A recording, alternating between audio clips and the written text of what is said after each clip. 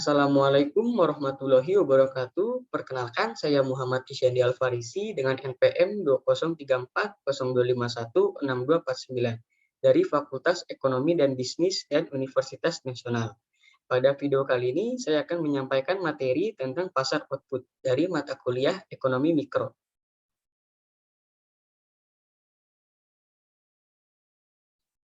Adapun pengertian dari pasar output adalah sebagai berikut. Pasar output adalah pasar yang menjual belikan sebuah produk, barang, atau jasa sebagai hasil produksi suatu perusahaan.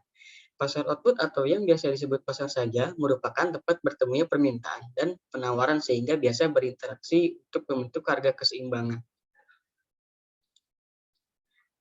Lalu adapun ciri-ciri dari pasar output adalah sebagai berikut. Yang pertama, jumlah pembeli dan penjual sangat banyak. Lalu yang kedua, barang dan jasa ini diperjualbelikan sejenis atau homogen.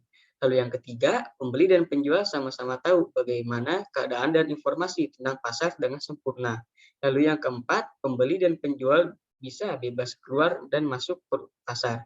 Lalu yang kelima, faktor-faktor produksi bebas bergerak dan perseorangan tidak mampu mempengaruhi pasar.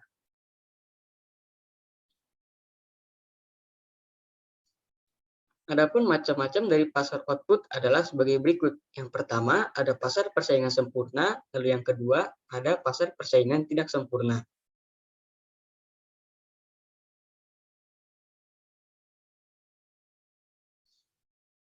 Lalu pengertian dari pasar persaingan sempurna adalah pasar persaingan sempurna merupakan sebuah pasar yang di mana terdapat banyak para pelaku usaha atau perusahaan yang menghasilkan barang atau jasa dengan produk yang ditawarkan relatif sama atau biasa disebut homogen.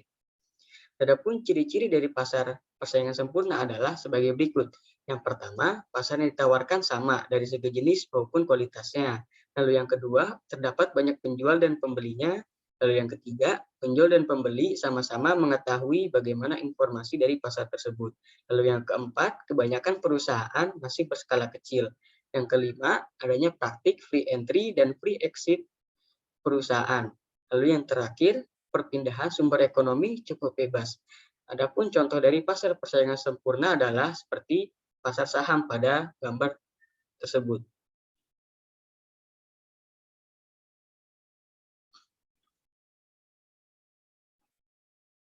Dan dari pasar persaingan sempurna tersebut terdapat kelebihan dan kekurangannya. Adapun kelebihan dari pasar persaingan sempurna adalah yang pertama, harga benar-benar terbentuk melalui mekanisme harga. Harga yang terbentuk tidak ada campur tangan dari pemerintah maupun asosiasi produsen. Lalu yang kedua, dalam jangka panjang akan terjadi harga yang menguntungkan konsumen karena harga dibentuk dari biaya rata-rata minimum, sehingga pasar menjamin diproduksinya produk dengan biaya rendah. Lalu yang ketiga, pasar persaingan sempurna tidak memerlukan adanya iklan karena jenis barang, kualitas, dan harganya hampir sama. Dan dari kelebihan tersebut terdapat kekurangannya. Itu yang pertama, keuntungan yang diterima dalam skala normal, sehingga beberapa perusahaan sulit menyediakan dana untuk melakukan pengembangan. Lalu yang kedua, konsumen dapat merasa jenuh dalam pembelian, karena produk pada pasar adalah produk yang sejenis, sehingga membatasi dari pilihan konsumen.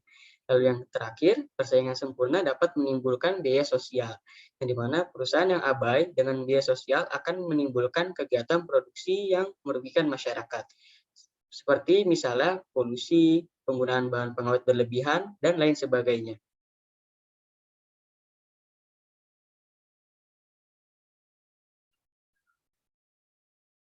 Adapun pengertian dari pasar persaingan tidak sempurna adalah sebagai berikut. Pasar persaingan tidak sempurna terdiri dari sedikit penjual namun banyak pembeli.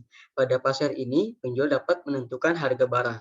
Barang yang diperjualbelikan tersebut memiliki jenis yang berbeda atau dapat berbagai jenis barang. Dan ciri-ciri dari pasar persaingan tidak sempurna adalah sebagai berikut. Yang pertama, jumlah penjual yang ada sangatlah terbatas. Lalu yang kedua, jumlah pembeli di dalamnya sangat banyak. Yang ketiga, sulit untuk masuk ke dalam pasar karena banyak hambatan dan gangguan di dalamnya.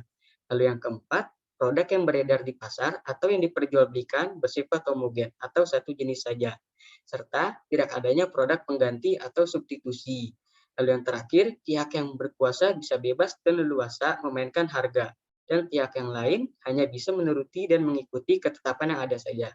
Lalu contoh dari pasar persaingan tidak sempurna adalah seperti dealer-dealer yang ada di Indonesia, yaitu seperti Suzuki, Honda, ataupun Yamaha, dan yang lainnya. Lalu contoh yang kedua yaitu seperti perusahaan air mineral, seperti Le Mineral dan Aqua.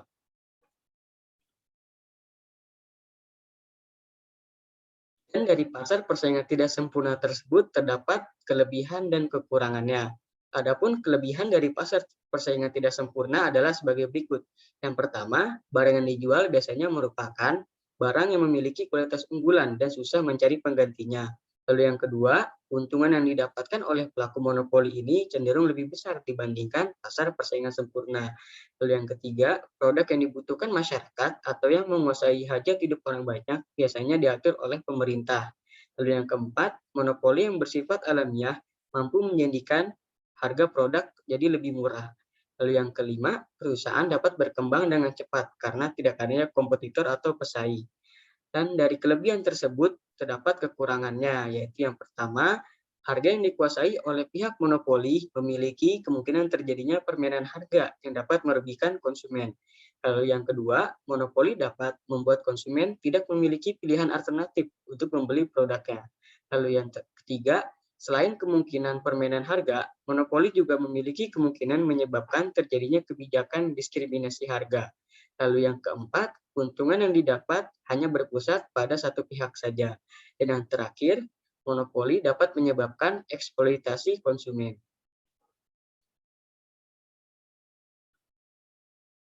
Lalu, adapun jenis-jenis pasar persaingan tidak sempurna, yaitu yang pertama, satu, pasar monopoli, yang kedua, pasar oligopoli, yang ketiga, pasar monopsoni, yang keempat, pasar oligopsoni. Sekian video penyampaian materi yang dapat saya berikan dan mohon maaf apabila masih terdapat kekurangan pada video ini.